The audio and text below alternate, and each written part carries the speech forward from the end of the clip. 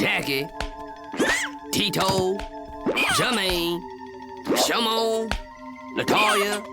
That was from an anime-inspired show that came from a movie that was $2.8 million. The show is called Black Dynamite. The story follows war veteran slash former CIA agent slash kung fu master Black Dynamite on his journey to avenge his brother's death while also cleaning up the streets of crime. How does one man have all this talent? We'll get to that, but the show was rated R because it had a lot of jokes that many would call offensive. But in the third world, we call it funny because we have actual problems. But to understand this hilarious comedy show, we need to go through what Blaxploitation is, figure out why these two words can have very different meanings, why action movie stars are so smooth, and why Africans don't like Black Americans. So take my hand, don't ask why it's sticky, and let's turn it back to the 70s.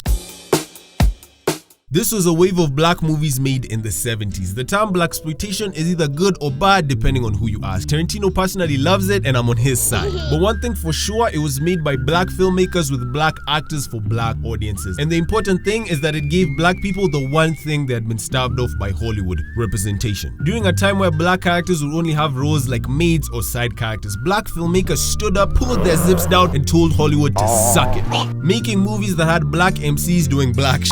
Essentially making their own black Hollywood, and people loved it. These films were cheaply made and came in different genres from comedy to action and even horror. But since these films were meant to reflect the tough black experience, they'd often have themes of crime, naked wrestling, salt sniffing, and a lot of racing. However, these movies were a lot like furries or people who have themselves as their own phone wallpapers. They aren't made to be taken seriously. So you'd get hilarious stuff like Blackula or Blackenstein. But the coolest were the badass action heroes like Shaft and Superfly. They even remade these recently. They were like the black James Bonds. They always be dripped out, mysterious and smooth. Taking down villains while also pimping on the side. Yeah, they weren't always about justice. But it didn't take long for Hollywood to start hating. After they saw all the money these films were making, they wanted a piece of that black cake. So they started making their own atrocious movies to try and cash in on the hype. Kinda like every AniTuber wants a new season of Demon Slayer dropped. Oh, fuck.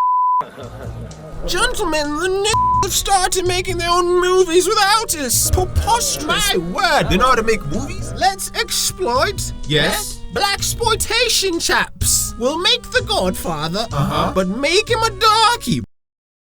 Write that down, write that down. How does he come up with this? I like having my ass ate. So after Hollywood joined in, it didn't take long for the genre to get more mainstream and get the attention of a certain group called the National Urban League and the Southern Christian Leadership Conference. These sound very fun. To form a coalition to end this genre, and sadly they did.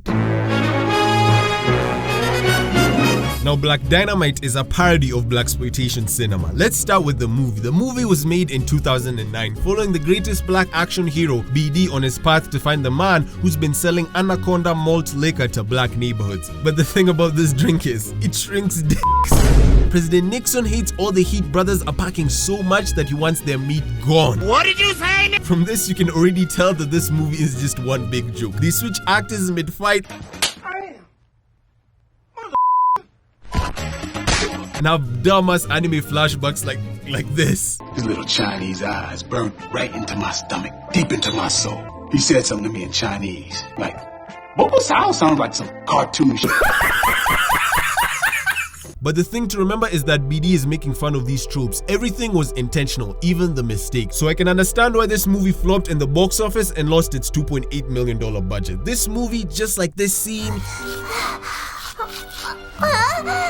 needs context to fully enjoy. Yes! Michael J. White and the rest of the team were so passionate about this project that they'd already gathered funding even before the script was written. And Sony and Adult Swim believed in this story's potential so much that they decided to greenlight it for a series.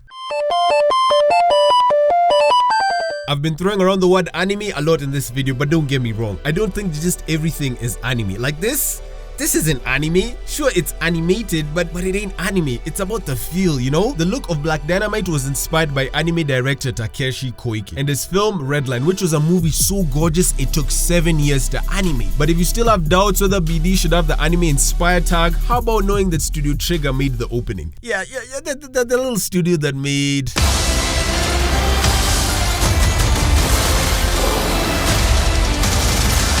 The series follows Cream Corn, Bullhorn, Honey Bee. The women in this show look so good, fam. This is the best version of the story since it isn't tied down by just one plot. It's like Samurai Champloo, but they make fun of women, gays, men, blacks, whites, Arabs, Jews, Africans, aliens, fish, comedians, to name a few. We get to follow the characters on their wacky adventures like fighting Michael Jackson, who's half alien, becoming a bodyguard for Bob Marley, and going for drinks and a sleepover at Bill Cosby's place. No, don't do it, he drunk it! Mission failed. We'll get them next time. No matter the problem, BD will always find a way to solve it with his kung fu, but will also use his head when the situation calls for it. So he'll headbutt them too. He lives in the orphanage with his crew, which is a place for and fatherless children. What is it, Black Dynamite? Nothing.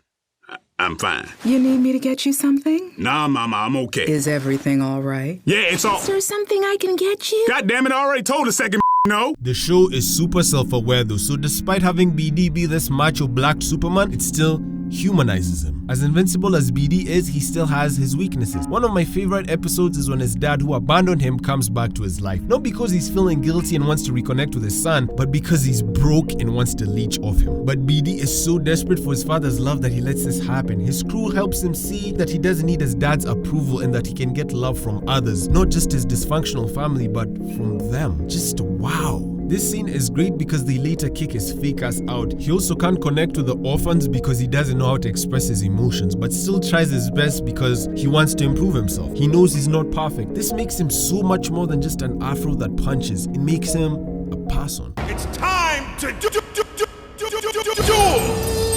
As much as BD makes a lot of dark and offensive jokes, it all comes from a place of oddly love. There's no malice or ill intent. The show makes fun of everyone in order to make us all laugh at our differences and come together. It's the difference between now about the Africans versus Black Americans beef. It's true, but for only one reason: dicks. What did he say?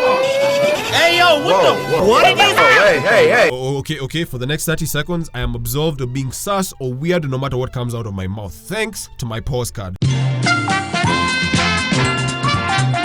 We don't hate Black Americans. It's nothing but love here, guys. So check Black Dynamite out, start with the movie, and if you don't like it, move on to the series. Subscribe. We both know you don't watch that many African YouTubers. Leave a comment too. Reading and replying to them brings me joy. See ya!